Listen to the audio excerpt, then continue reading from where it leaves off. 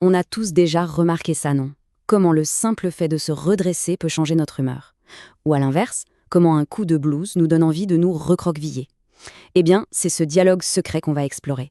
Ce langage caché, où notre corps ne fait pas que nous transporter, il façonne, littéralement, notre réalité. Allez, posons une question qui a l'air toute simple. Où est-ce qu'on se situe dans l'univers? La première réponse qui vient, c'est peut-être une adresse, une ville, une planète. Mais la réponse la plus fondamentale, la plus vraie en fait, elle n'est sur aucune carte. Elle est beaucoup, beaucoup plus proche. C'est le neurologue Antonio Damasio qui le dit le mieux.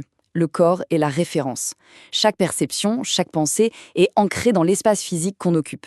C'est notre point zéro, l'encre absolue à partir de laquelle toute notre vision du monde se construit. Ok, mais pour que le corps soit cette référence, il doit d'abord exister comme une entité distincte, non? Alors, explorons ce premier concept fondamental. Comment les frontières de notre soi se définissent-elles dans l'espace? Pour qu'un organisme puisse vivre, il lui faut une limite. C'est logique. Une frontière bien claire entre ce qui est dedans et ce qui est dehors. Cette limite, elle permet de maintenir un équilibre interne vital, ce qu'on appelle l'homéostasie. Et pour nous, cette frontière, eh bien, c'est notre peau. Et là, attention, c'est une idée assez dingue. D'un point de vue de l'évolution, le cerveau n'est que la partie interne de la peau. Et inversement, la peau est la partie externe du cerveau. Ces deux organes, qu'on imagine si différents, sont en réalité les deux faces de la même pièce, connectées depuis le tout début de la vie. Et cette connexion, elle est d'une intimité mais vraiment stupéfiante. Imaginez un peu, entre n'importe quel point sur notre peau et la conscience qu'on en a dans le cerveau, il n'y a que 3 neurones. Juste 3 petites cellules. C'est la distance minuscule qui sépare le monde extérieur de notre monde intérieur. Bon, une fois qu'on a notre frontière, la peau, il faut un point d'ancrage à l'intérieur, un centre. C'est le pivot de notre équilibre, la source de tous nos mouvements. C'est le noyau à partir duquel toute notre présence peut rayonner. Et la vision de ce centre, elle change complètement selon les cultures. En Occident, on pense tout de suite à l'homme de Vitruve de Léonard de Vinci. Un centre de gravité géométrique très précis, juste à côté du nombril. En Orient, par contre, le hara japonais ou le dantian chinois, c'est moins un point mathématique qu'un véritable centre d'énergie vitale, de force intérieure et de stabilité. Voyons maintenant comment ce corps, avec sa limite et son centre, s'oriente dans le monde. Il utilise 3 axes principaux. Mais attention, ce ne sont pas juste des directions, ce sont des véritables boussoles internes, des cartes psychologiques pour naviguer dans la vie. Le premier, c'est l'axe avant-arrière. Et celui-là, il est fondamentalement lié à notre rapport au temps. C'est vraiment l'axe de l'action, celui qui nous projette vers ce qui va arriver ou nous relie à ce qui est déjà passé. Réfléchissez-y 2 secondes. Ce qu'on doit faire est toujours devant soi. Ce qu'on a déjà fait est derrière. Aller de l'avant, c'est s'engager, c'est l'action. On pourrait appeler ça le réflexe feu vert. À l'inverse, reculer, c'est se mettre en retrait, se protéger, c'est le réflexe feu rouge. Cet axe, il raconte notre histoire d'action dans le monde. Vient ensuite l'axe gauche-droite. C'est la dimension du choix, du désir, des alternatives. On le dit tout le temps sans même y penser. D'un côté, il y a ça, mais de l'autre, il y a ceci. Et cet axe, il reflète aussi les différences de fonctionnement de notre cerveau.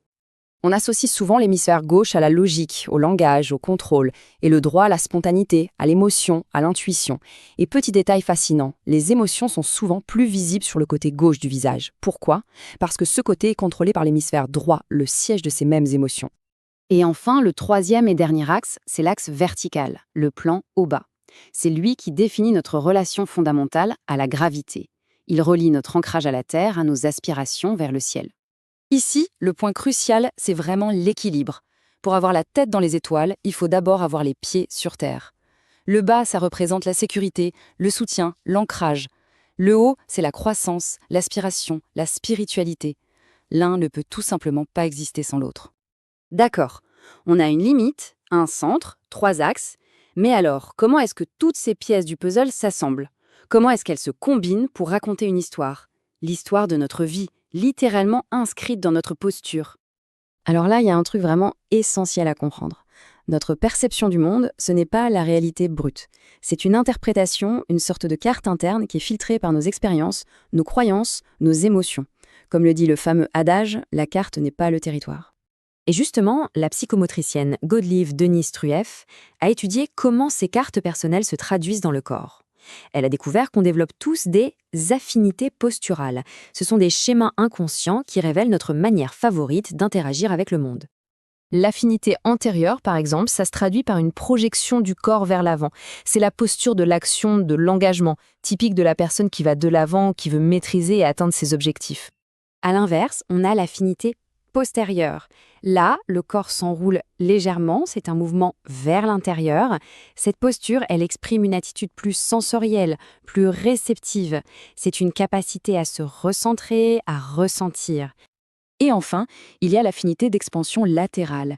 Elle se voit par une posture d'ouverture, un déploiement dans l'espace.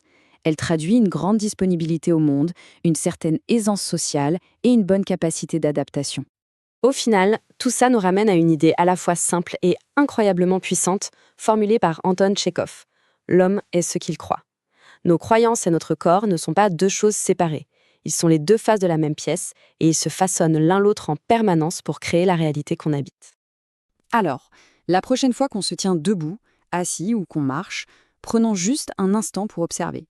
Si notre posture est vraiment le résumé physique de notre histoire de vie, quelle histoire est-ce que notre corps raconte au monde, là, maintenant ?